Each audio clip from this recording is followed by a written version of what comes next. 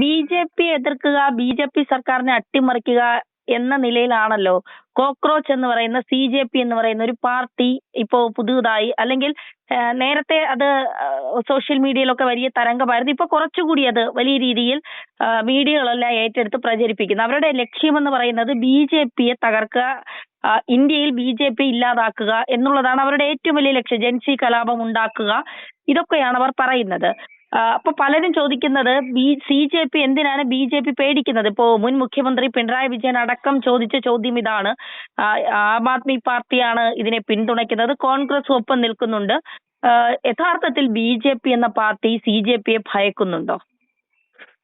അതായത് ബി.ജെ.പിയെ സംബന്ധിച്ചിടത്തോളം ഇത്ര 22 സംസ്ഥാനങ്ങൾ ഭരിക്കുന്നു. ഇപ്പൊ ഈ അടുത്ത നടന്ന തെരഞ്ഞെടുപ്പിൽ ബംഗാളും കൂടി കിട്ടിയിട്ടുണ്ടല്ലോ.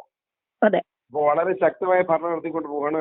ഇതുവരെ ഒരു അഴിമതി കേസ് കണ്ടെത്താൻ കഴിയിട്ടില്ല. പ്രധാനമന്ത്രി എന്ന് പറയുന്നത് ലോക നേതാവായി ഉയർന്നു കഴിഞ്ഞു. ലോകത്തിന്റെ മുമ്പിൽ മറ്റു രാജ്യങ്ങൾ നമ്മൾ തർക്കത്തിന് പോലും മധ്യസ്ഥ വഹിക്കാൻ പറ്റുന്ന നിലയിലേക്ക് ഇന്ത്യൻ പ്രധാനമന്ത്രി ബി.ജെ.പിയുടെ പ്രിയങ്കര നേതാവ് നരേന്ദ്രമോദി വളർന്നു കഴിഞ്ഞു. അപ്പൊ അത് തകർക്കാൻ വേണ്ടി എന്ത് മാർഗം, ഏത് വൃത്തികെട്ട മാർഗവും സ്വീകരിക്കുന്ന നിലയിലേക്ക് കോൺഗ്രസും മറ്റു കക്ഷികളും മാറിയിരിക്കുകയാണ്. അതിന്റെ ഭാഗമായിട്ട് കണ്ടാൽ മതി ഇതിനെയൊക്കെ. ഇതൊന്നും നിലനിൽക്കുന്ന ഇടപാടല്ല. ഇതൊക്കെ ഈ സർക്കാരും ചെറുപ്പക്കാരും ചാക്കിടാൻ പറ്റുന്ന രീതിയിലേക്ക് ഒരു നീക്കം നടത്തിയിരിക്കുന്നു. കോക്രോച്ചും കിക്രോച്ചും ഒക്കെ പറഞ്ഞ് അതൊന്നും നിൽക്കാൻ പോകുന്നില്ല. അത് എന്താന്ന് പറഞ്ഞപ്പം ട്രംപിനെതിരെയാണെന്നാ പറയുന്നത്. ട്രംപിനെതിരെയാണ് അമേരിക്ക പോയി ഇവിടെ ചെയ്തിട്ട് വല്ല കാര്യമുണ്ട്. ഇതൊക്കെ ഒരു കഴുപ്പിയിലാണ്. ഭാരതീയ ജനതാ പാർട്ടിയെ തകർക്കണം. അതിനെന്താണ് മാർഗം? അത് മാത്രമാണ് ഈ ശ്രമിക്കുന്നത്. പക്ഷേ കോൺഗ്രസ് ഒന്നും ഇത് രക്ഷപ്പെടാൻ പോകുന്നില്ല. കാരണം എന്താണെന്ന് ചോദിച്ചാൽ ഈയിടെ നടന്ന തെരഞ്ഞെടുപ്പിലും വലിയ ഭൂരിപക്ഷമാണ്. ഇത്തവണ ബംഗാളിൽ ഒരു സീറ്റിലേക്ക് ഇലക്ഷൻ നടന്നല്ലോ കഴിഞ്ഞ ദിവസം. അതിന്റെ റിസൾട്ട് ഇന്നലെ വന്നല്ലോ. 1,00,000 ചില്ലാനും വോട്ടിനാണ് ജയിച്ചിരിക്കുന്നത്. മനസ്സിലായില്ലേ? 1,00,000 ചില്ലാനും ഭൂരിപക്ഷം. ആ നിലയിലേക്ക് ബി.ജെ.പിക്ക് അനുകൂലമായ ട്രെൻഡ് ഇന്ത്യ മുഴുവൻ വളർന്നുകൊണ്ടിരിക്കുക. ഈ കൊച്ചു കേരളത്തിലെ സാഹചര്യം എടുത്ത് നോക്കിയാൽ മതി. നേരത്തെ എന്തായിരുന്നു? കേരളത്തിൽ ഒരു രക്ഷയില്ല എന്ന് പറഞ്ഞു. ഇപ്പൊ അത് മാറിയല്ലോ. അതുപോലെ കേരളത്തിലും വലിയ മുന്നേറ്റം ഭാരതീയ ജനതാ പാർട്ടി ഉണ്ടാക്കും എന്ന് ഉറച്ചു വിശ്വസിക്കുന്ന ഒരു പൊതുപ്രവർത്തകനാണ് ഞാനെന്നാണ് എനിക്ക് പറയാനുള്ളത്. ഈ പാർട്ടി സി.ജെ.പി അല്ലെങ്കിൽ കോക്രോച്ച് എന്ന് പറയുന്ന പാർട്ടിയുടെ ഇൻസ്റ്റാഗ്രാം അക്കൗണ്ട് ബി.ജെ.പി പൂട്ടുന്നത് ബി.ജെ.പിക്ക് ഭയം കൊണ്ടാണെന്നൊക്കെ പറയുമ്പോഴും ഇതിലെ 49% ഫോളോവേഴ്സും പാകിസ്ഥാൻ നിന്നാണ്. ഇന്ത്യയിൽ നിന്ന് 9% ഉള്ളൂ. അപ്പോ ഈ രാജ്യവിരുദ്ധ ശക്തികൾ 2014 ശേഷം ഇന്ത്യയിൽ അവർ വിചാരിച്ച തരത്തിലേക്ക് കാര്യങ്ങൾ നടക്കാത്തത് കൊണ്ട് ഒരു ജൻസി കലാപം ഉണ്ടാക്കാനുള്ള ശ്രമമാണ് നടത്തുന്നതെന്നാണ് പലരും ആരോപിക്കുന്നത്. അത്തരത്തിലുള്ള നീക്കമാണോ നമ്മൾ കാണുന്നത്? എന്താ സംശയം? ഇന്ത്യ എന്ന് പറയുന്ന മഹത്തായ ഭാരതത്തിന്റെ പൗരാണ ചരിത്രം എന്താ? ലോകത്തിന് തന്നെ മാതൃകയല്ലേ ഭാരതം? ആ ഭാരതത്തിന്റെ ഋഷീശ്വരന്മാരുടെ സംസ്കാരമല്ലേ നമുക്കുള്ളത്? ആ സംസ്കാരം നിലനിൽക്കുന്ന രാജ്യം എന്ന നിലയിൽ വളരെ ശക്തമായി മുമ്പോട്ട് പോവുകയാണ്. അവിടെ പട്ടിണിയില്ലാത്ത ജനം ഉണ്ടാകുകയാണ്. നമുക്കറിയാം, ഇപ്പൊ ഈ കേരളത്തിൽ പോലും പട്ടിണി മരണമില്ല. എങ്ങനെ? കാരണം കേന്ദ്ര ഗവൺമെന്റ് സൗജന്യമായ റേഷൻ കൊടുക്കുകയാണ്. അങ്ങനെ മനുഷ്യന് മുഴുവൻ ജീവിക്കാൻ കഴിയുന്ന സാഹചര്യം സൃഷ്ടിച്ചുകൊണ്ട് നരേന്ദ്രമോദി സർക്കാർ ഭാരതത്തിൽ മുമ്പോട്ട് പോകുമ്പോൾ തകർക്കാൻ ഒരു മാർഗവും കാണുന്നില്ല. ആ തകർക്കാൻ എന്താണ് മാർഗം? എല്ലാ തെറ്റായ മാർഗങ്ങളും ഉപയോഗിക്കും. യാതൊരു സംശയം വേണ്ട. ഞാൻ ഉദാഹരണം പറഞ്ഞാൽ ഒരു ഉദാഹരണം ചൂണ്ടിക്കാണിക്കുക. നമ്മുടെ കോൺഗ്രസ് അവിടെ കേന്ദ്രത്തിൽ ഒരു ഇലക്ഷൻ കമ്മീഷൻ ആയിരുന്ന ഒരാളെ ഒരു സ്ഥാനത്ത് വെച്ചപ്പോഴത്തേക്കിനും എന്തൊരു ബഹളമായിരുന്നു. ഇലക്ഷൻ കമ്മീഷൻ കള്ളത്തരം കാണിച്ച് സഹായിച്ചത് കൊണ്ടാണ് ബി.ജെ.പി ഇങ്ങനെ ചെയ്തതെന്ന് വരെ പറഞ്ഞു. പക്ഷെ ഇപ്പൊ കേരളത്തിൽ കോൺഗ്രസ് എന്താ ചെയ്തത്? രാഹുൽ ഗാന്ധിയുടെ അടുത്ത അനുയായിയല്ലേ സതീശന്റെ പ്രൈവറ്റ് സെക്രട്ടറിയുടെ വെച്ചിരിക്കുന്നേരെ കേരളത്തിൽ ഇലക്ഷൻ നിയന്ത്രിച്ച ആളല്ലേ. എന്താ ന്യായം? അതിനകത്ത് ഈ ഒരു മുഖ്യമന്ത്രിക്ക് ആരെയും പ്രൈവറ്റ് സെക്രട്ടറി വെക്കാൻ അധികാരമുണ്ടോ എന്നൊന്നും ഞാൻ തർക്കത്തില്ല. പക്ഷെ ഒരു കാര്യമാണ്, അങ്ങനെ വെക്കുന്ന ആളുകൾ സംബന്ധിച്ച് ജനങ്ങളുടെ ഈ സംശയം ഉണ്ടാവും. കാരണം തെരഞ്ഞെടുപ്പ് കമ്മീഷനെ തെരഞ്ഞെടുപ്പിനെ നിയന്ത്രിച്ചത് ഉദ്യോഗസ്ഥനെ പിടിച്ച് പ്രൈവറ്റ് സെക്രട്ടറി ആക്കുക എന്ന് പറഞ്ഞാൽ കോൺഗ്രസിന് അനുകൂലമായി യു.ഡി.എഫിന് അനുകൂലമായി അയാൾ തീരുമാനം എടുത്തിട്ടില്ലെന്ന് എങ്ങനെ പറയാൻ കഴിയും? ആ ഒരു സാഹചര്യമൊക്കെ എല്ലാവരും ഒഴിവാക്കുന്നത് ഇന്ത്യൻ ജനാധിപത്യത്തിൽ നല്ലതാണെന്നാണ് എന്റെ അഭിപ്രായം.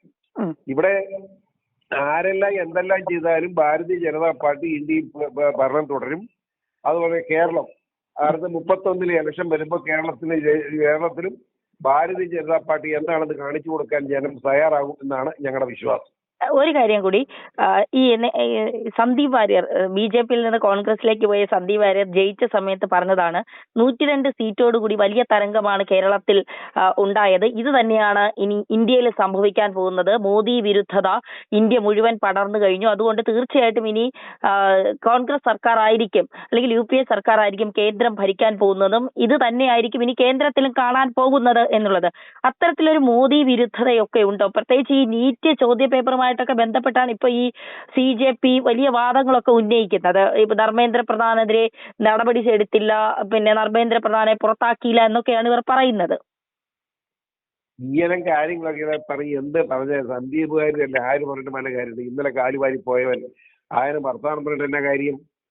അയാൾ എന്ത് പറഞ്ഞാലും നമുക്കറിയാലോ. മിനിയാന്നല്ലേ ഇലക്ഷൻ ബംഗാളിലെ റിസൾട്ട് ഇന്നലെ വന്നല്ലോ. 1 ലക്ഷം വോട്ടിന് ഭൂരിപക്ഷം BJP ഇല്ലാതായതാണോ? അതായത് അവിടുത്തെ വലിയ കക്ഷിയായിരുന്നു തൃണമൂൽ കോൺഗ്രസ് 3ാം സ്ഥാനത്താ. മനസ്സിലായില്ലേ? അപ്പോ കോൺഗ്രസിലേക്ക് 1,09,000 വോട്ടിന് ഭൂരിപക്ഷം കിട്ടിയിരിക്കുന്ന സ്ഥാനാർത്ഥിക്ക് ജയിച്ച MLA-ക്ക്. മനസ്സിലായില്ലേ? ഇതൊക്കെ കാണാതെ ഇത് വർത്താനം പോയിട്ട് കാര്യമുണ്ടോ? കേരളത്തെ സംബന്ധിച്ചിടത്തോളം, അല്ല ഭാരതത്തെ സംബന്ധിച്ചിടത്തോളം ഭാരതീയ ജനതാ പാർട്ടിക്ക് ഭയത്തിന്റെ പ്രശ്നം ഉദിക്കുന്നില്ല. വരുന്ന തെരഞ്ഞെടുപ്പിൽ വലിയ ഭൂരിപക്ഷത്തോടുകൂടി നരേന്ദ്രമോദി തന്നെ വരും. അദ്ദേഹത്തിന്റെ നേതൃത്വത്തിലുള്ള ഗവൺമെന്റ് ഉണ്ടാവും തന്നെ ഉറച്ചു വിശ്വസിക്കുന്ന ഒരു പൊതുപ്രവർത്തനമാണ് ഞാൻ.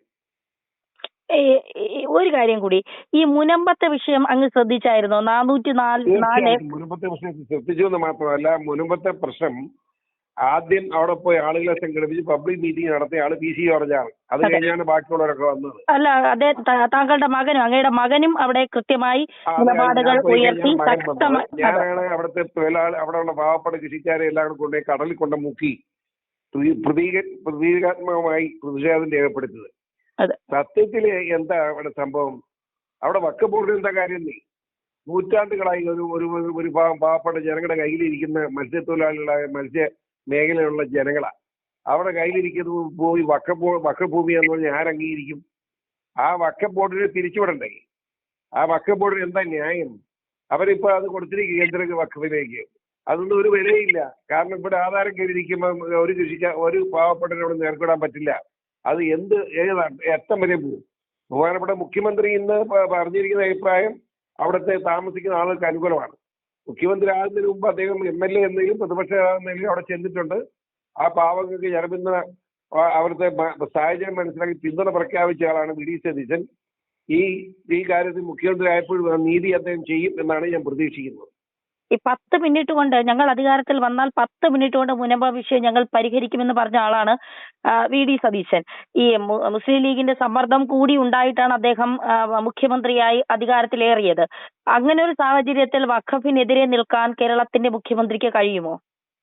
നിൽക്കേണ്ടി വരും. നിൽക്കുന്നില്ലെങ്കിൽ അയാളുടെ അഡ്രസ് പോകും. ഇപ്പൊ തന്നെ ഭരണം നടത്തുന്നത് ജമാഅത്തെ ഇസ്ലാമിയും പോപ്പുലർ ഫ്രണ്ടും SDP ആണെന്ന് ജനങ്ങൾ കണ്ടെത്തിയിരിക്കുക. അത് തന്നെയല്ല, പ്രമുഖ വകുപ്പുകളെല്ലാം ലീഗിന് കൊടുത്തിരിക്കുക. കാരണം ഈ ജമാഅത്തെ ഇസ്ലാമിയുടെ നിർബന്ധത്തിന് വഴി ചെയ്തിട്ടുള്ളതാണ്. അത് പിണറായി വിജയൻ, അത് സ്വാഭാവികമായി നമ്മുടെ VD സതീശന്റെ മുന്നോട്ടുള്ള പ്രയാണത്തിൽ വളരെ അപകടകരമായ നിലയുണ്ടാവും എന്നാണ് ഞങ്ങൾ വിശ്വസിക്കുന്നത്. സാധാരണക്കാരൻ പൊതുജനത്തിന്റെ വിശ്വാസമാണ് ഞാൻ പറയുന്നത്. ഈ വഖഫ് പോലെ തന്നെ ഇവിടുത്തെ ജമാഅത്തെ ഇസ്ലാമി പോപ്പുലർ ഫ്രണ്ടൊക്കെ നിരോധിക്കപ്പെട്ട സംഘടനയല്ലേ? കേന്ദ്ര ഗവൺമെന്റ് നിരോധിച്ച സംഘടനയാണ്.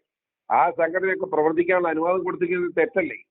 ഇതിനൊക്കെ എതിരെ പ്രവർത്തിക്കാതെ സതീശൻ രാജ്യം പ്രസംഗിച്ചുകൊണ്ട് നടന്നുകൊണ്ട് ഒരു കാര്യമില്ല. എന്നെ കുറേയേറെ നല്ലത് ചെയ്യാൻ ആഗ്രഹിക്കുന്നയാള് എല്ലാം നല്ലത് ചെയ്താലും ഒരു മുഖ്യമന്ത്രി എന്നതിൽ അദ്ദേഹത്തോടെ ബഹുമാനമുണ്ട്.